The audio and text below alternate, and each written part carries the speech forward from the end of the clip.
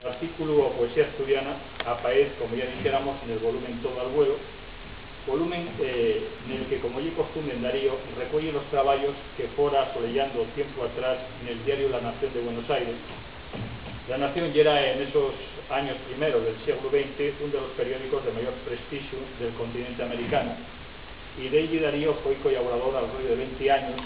A ella enviaba con regularidad sus crónicas desde Madrid o desde París. La estructura de Darío con el diario La Nación fue muy estrecha, tal y como se pueden apreciar en las palabras que pronunció el propio Darío en el homenaje que este periódico hizo con motivo del su viaje a Buenos Aires en el año 1902. Darío pasó el tiempo y yo erré por muchos lugares de la tierra. Mi apadrinamiento en este diario quedaba en mí como un título superior. Debo conservar y estimo mi rango de redactor de La Nación sobre cualquier título oficial o de notoriedad pasajera. El artículo o poesía asturiana debió escribirlo Rubén durante las dos vacaciones en Asturias, o sea, antes de 1912, aparece Todo al vuelo, y foro asolellado tiempo antes, probablemente en el periódico, casi con toda seguridad, en el periódico La Nación de Buenos Aires. Estos palabras collíes del mentado artículo parecen sofitar, ¿no? Y Rubén tal pensaba, leyendo en la playa cantábrica la antología de Cabeda y Canella, y en algunos periódicos locales poesías de los poetas que cantan ahora. Como vemos por estas palabras, el material que Rubén escogió para hacer su análisis de la poesía asturiana fue la antología fecha por José Cabeda y continuada por Fermín Canella, Poesías selectas y dialecto asturiano, publicada en el año 1881, además de algún que otro poema de los que entonces nos iban apareciendo en la prensa regional, como por ejemplo los de Botín.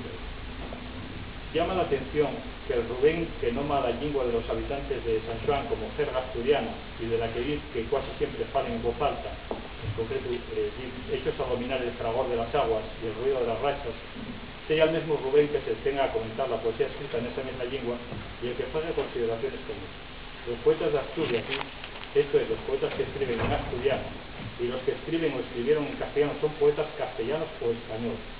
Los dialectales hablan la lengua de este arrumo, expresan el alma popular, tienen un noble abolengo que se arraiga en un recóndito pasado. Y añade un poco más adelante. Ese lenguaje armonioso refiere al asturiano y sonoro como la antigua fabla con la cual tiene más que semejanza. No sin razón la tenía en tanto precio aquel gran asturiano que se llamó Gaspar Melchor de Jovellanos, que escribió una notable instrucción para la formación de un diccionario bable que puede leerse en la colección de sus obras publicadas inéditas de la Biblioteca Ribadense. En primer lugar, para explicar ese interés de Rubén por la nuestra poesía, tenemos que no escaecer que Darío tenía un fondo conocimiento de toda la poesía española de la Sodómina y al decir toda la que se escribía en lenguas hispánicas peninsulares. Y era la suya una actitud abierta hacia todas ellas y ajena en ponder a los catalanes de Barré y Maragall. Cartea se comenta la obra del poeta catalano mallorquín Gabriel Alomar, manifiesta su aprecio por la poesía regional de Vicente Medina e inclusive de la literatura escrita en euskera en el actual título de los poetas. De los vascos no sé que tenga un poeta representativo, debe haber los que escriban en su idioma y no quieran confundirse con el Parnaso de la Maquetana, término este último despectivo para referirse al panorama de la poesía escrita en castellano. Además de si trato respetuoso hacia los lenguas peninsulares, hay en Rubén un verdadero interés por lo que ella entiende por cultura popular, aunque el poeta nicaragüense se diga partidario del cosmopolitismo y muestre su esfuerzo en romper con la tradición y los cadenes del casticismo. Sin embargo, eso no significa que refugue los regaños populares de la literatura, de ahí la su admiración por ese campo amor popular que corre siempre per caminos ya. Y es Rubén, lo que podemos llamar un personaje bifronte, pues al lado del Rubén que en carta a Unamuno del 21 de abril de 1899 dice: yo le confesaré con rubor, no pienso en castellano, más bien pienso en francés, o mejor pienso ideográficamente, de ahí que mi obra no sea castica. Tenemos el Rubén que en los artículos escritos entre payares de 1903 y febrero de 1904, con motivo de un viaje fecho a España donde los residencia en París, artículos desarrollados también en La Nación, que recogió después en el volumen Tierras Solares, manifiesta la soseñardad de la España antigua, popular, tradicional, pintoresca y poética, amenazada cada vez más por el de la modernización. Vemos en segundo lugar que aunque Rubén da siempre el nombre de asturiano, en llamarse el de Babla, la nuestra lengua, sin embargo inserta la poesía escrita en ella dentro de la española o castellana, y emparéntala con la antigua fabla.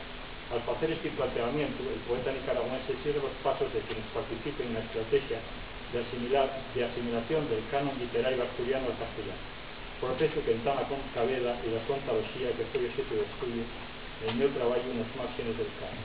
Para ben, como vemos, la poesía asturiana queda insertada dentro del sistema poético castellano como una etapa o variante del mismo. Esta semellanza que fai de la nuestra lingua con la antigua fabla convierte a la poesía asturiana en un modelo poético arcaizante y sobreviviente dentro del canon dominante castellano.